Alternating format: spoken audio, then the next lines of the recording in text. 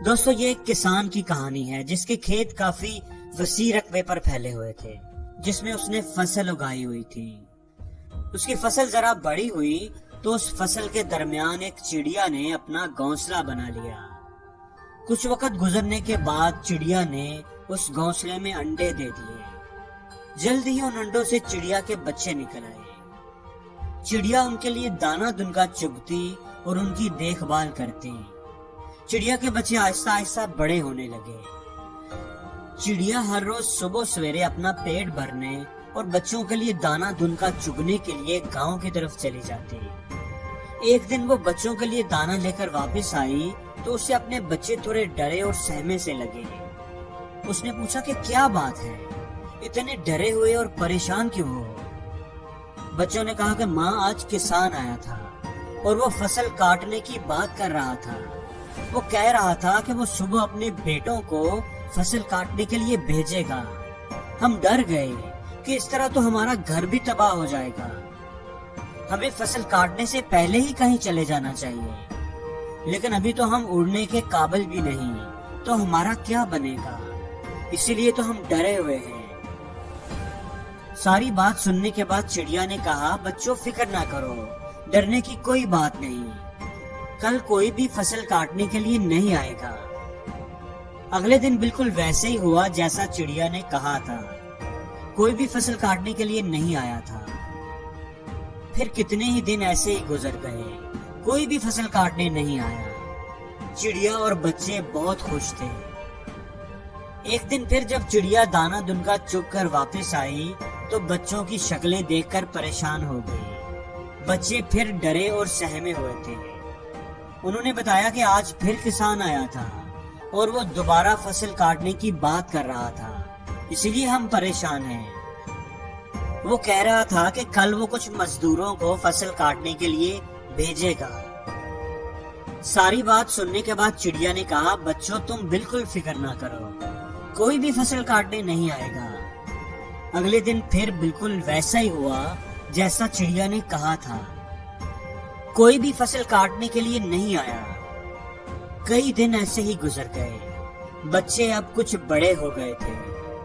ایک دن پھر جب چڑیا دانہ دنکا چگ کر واپس آئی تو بچوں نے بتایا کہ آج کسان آیا تھا اور وہ فصل کاٹنے کی بات کر رہا تھا، لیکن ہمیں پتا ہے کہ کوئی بھی فصل کاٹنے نہیں آئے گا۔ بچے کچھ مطمئن دکھائی دے رہے تھے۔ چڑیا نے بچوں سے کہا کہ وہ اسے ساری بات بتائیں۔ بچوں نے کہا کہ کسان کہہ رہا تھا کہ دوسروں پر بھروسہ کر کے وہ بہت سارا وقت ضائع کر چکا ہے، اب کل وہ فصل کاٹنے کے لیے خود آئے گا، کسی اور پر بھروسہ نہیں کرے گا، اپنی نگرانی میں سارا کام کروائے گا۔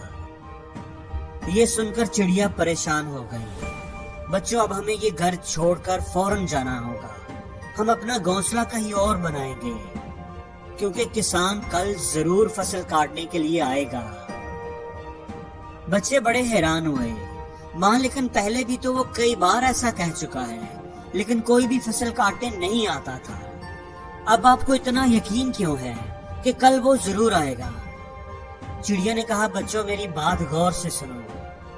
پہلی دفعہ اس نے فصل کاٹنے کے لیے اپنے بچوں پر بھروسہ کیا، دوسری بار فصل کاٹنے کی ذمہ داری اس نے مزدوروں کی لگائی، اور جب آپ اپنے کام کی ذمہ داری دوسروں پر ڈالتے ہیں آپ کا کام کبھی نہیں ہوتا۔ اور اب کی بار کسان نے طے کیا ہے کہ وہ فصل کاٹنے خود آئے گا، اپنا کام خود اپنی نگرانی میں کرے گا، اس لیے مجھے یقین ہے کہ کل وہ ضرور آئے گا اور اپنی فصل کاٹنا شروع کر دے گا۔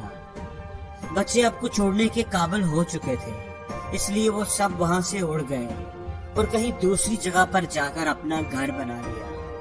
اگلے دن کسان فصل کاٹنے کے لیے آیا، لیکن چڑیا اور اس کے بچے وہ جگہ چھوڑ چکے تھے۔ دوستو زندگی میں بھی ایسے ہی ہوتا ہے، وہ لوگ جو اپنا کام خود نہیں کرتے، اپنا کام ہمیشہ دوسروں کے ذمہ لگاتے ہیں، اپنے کام کے لیے دوسروں پر ڈیپینڈ کرتے ہیں، ان کا کام کبھی بھی مکمل نہیں ہوتا۔ اپنے حصے کا کام دوسروں کے سر ڈالنا سستی اور کاہلی کی نشانی ہوتی ہے۔ کہنے کا مقصد یہ ہرگز نہیں ہے کہ ہمیں دوسروں سے مدد نہیں لینی چاہیے، دوسروں سے مدد ضرور لیں، لیکن اپنی مدد آپ کرنا دوسروں سے مدد لینے سے کہیں بہتر ہوتا ہے۔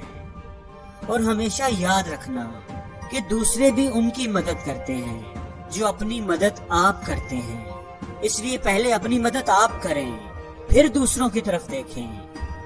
اگر زندگی میں آپ کے کچھ خواب ہیں تو ان خوابوں کو اچیو کرنے کے لیے، پورا کرنے کے لیے دوسروں پر ڈیپینڈ نہ کریں، بلکہ خود آگے بڑھ کر انہیں اچیو کرنے کی کوشش کریں، اور اس بات کا یقین رکھیں کہ اگر آپ قدم بڑھائیں گے تو لوگ آپ کے ساتھ خود ہی جڑنا شروع ہو جائیں گے۔